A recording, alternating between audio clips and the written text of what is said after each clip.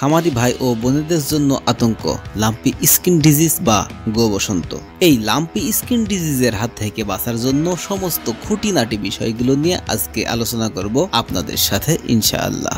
Lumpy skin disease বা LSD একটি virus জনিত রোগ যা মূলত গরু ও মহিষকে আক্রান্ত করে।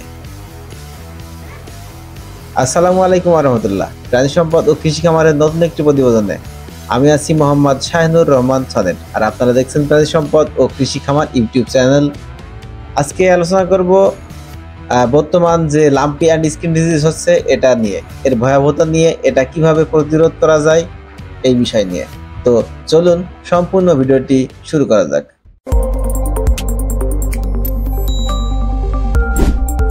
প্রাণীর গায়ে ফোসকা দেখে প্রাথমিকভাবে এই রোগ শনাক্তকরণ করা হয়। লাম্পি স্কিন ডিজিজ ছড়িয়ে পড়লে গরু পালনের সাথে জড়িত সবাই কম বেশি ক্ষতিগ্রস্ত হয়। বিশেষ করে প্রান্তিক খামারিরা মারাত্মক ক্ষতির সম্মুখীন হয়। এই রোগের ফলশ্রুতিতে গরু থেকে মাংস উৎপাদন এবং দুধ উৎপাদন মারাত্মকভাবে ক্ষতিগ্রস্ত হয়।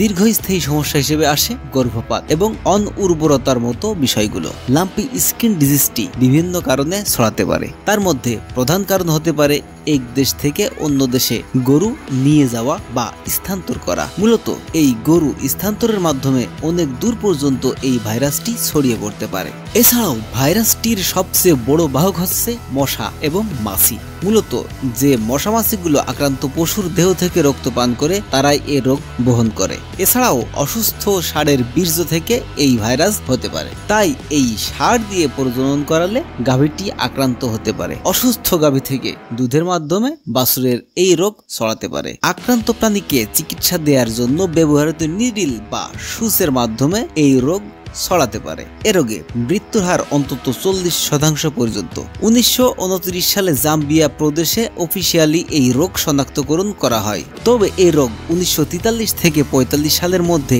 মহাদেশের বিস্তীর্ণ এলাকায় ছড়িয়ে পড়ে। অনেক বছর এ রোগ দেখা না গেলেও বর্তমান এর প্রভাব অত্যন্ত বেড়েছে।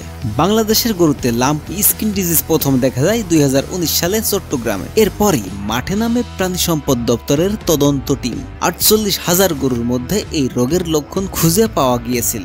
এবছর আবার এর রোগ আমাদের দেশের বিভিন্ন জেলায় দেখা দিয়েছে। সাম্প্রতিক আফ্রিকা মহাদেশে 40% গরু এই রোগে মারা গেছে বলে জানিয়েছে বাংলাদেশ কৃষি তথ্য সূত্র সার্ভিস। এ রোগে আক্রান্ত পশু থেকে বিভিন্নভাবে অন্য পশু আক্রান্ত হতে পারে বলে জানিয়েছেন চিকিৎসা বিশেষজ্ঞরা। প্রাণী সম্পদ বিশেষজ্ঞদের মতে এ রোগের সুনির্দিষ্ট কোনো চিকিৎসা নেই, শুধু সচেতনতার মাধ্যমেই এ রোগ প্রতিরোধ করা সম্ভব। রোগের বিভিন্ন লক্ষণ অনুযায়ী চিকিৎসা করাতে হয়, তবে প্রাথমিকভাবে অ্যান্টিপাইরেটিক ও অ্যান্টিহিস্টামিন দিয়ে চিকিৎসা করা হয়। নডিউল বা গুটি ফেটে গেলে বা সেকেন্ডারি ব্যাকটেরিয়া ইনফেকশন দমন করার জন্য সিস্টেমেটিক অ্যান্টিবায়োটিক প্রয়োগ করা হয়। এছাড়াও যেন ফেটে যাওয়া গুটিগুলোতে মশা বা মাছি বসতে না পারে সেজন্য ফ্লাই রিপিলেন্ট ব্যবহার করা যায়। তবে 21 দিন পর এ রোগ আপনা আপনি সুস্থ হতে থাকে। এই রোগের লক্ষণ প্রকাশ পেলে অবশ্যই উপজেলা প্রাণী সম্পদ কর্মকর্তা বা রেজিস্টার্ড চিকিৎসকের পরামর্শ নেয়ার অনুরোধ রইল। তবে টিকা প্রয়োগের মাধ্যমে এই রোগটি সম্পূর্ণরূপে নির্মূল করা যায়। আমরা এখন যে টিকাটি নিয়ে কথা বলতে চলেছি এটা হচ্ছে রফিক মেডিসিনের লাম্পি ভ্যাক। লাম্পি ভ্যাক একটা অত্যন্ত কার্যকরী ভ্যাকসিন। সাধারণত বাছুরের ক্ষেত্রে 10 দিন বয়সে প্রথম ডোজ 2 মিলি চামড়ার নিচেই এবং পুনরায় 4 মাস পর বুস্টার ডোজ একই নিয়মে দিতে হবে। এবং বড় গরু বা মহিষের যে কোনো বয়সে 2 মিলি ডোজ চামড়ার নিচে দিতে হবে। সাধারণত এর কোনো পার্শ্ব প্রতিক্রিয়া নেই। তবে ভ্যাকসিনটি অবশ্যই 2 থেকে 8 ডিগ্রি সেলসিয়াস তাপমাত্রায় সংরক্ষণ করতে হবে।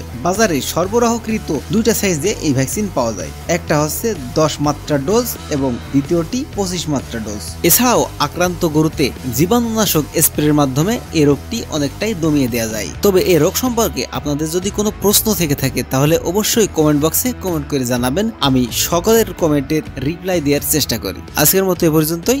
সবাই সুস্থ থাকবেন, সুন্দর থাকবেন। আল্লাহ হাফেজ।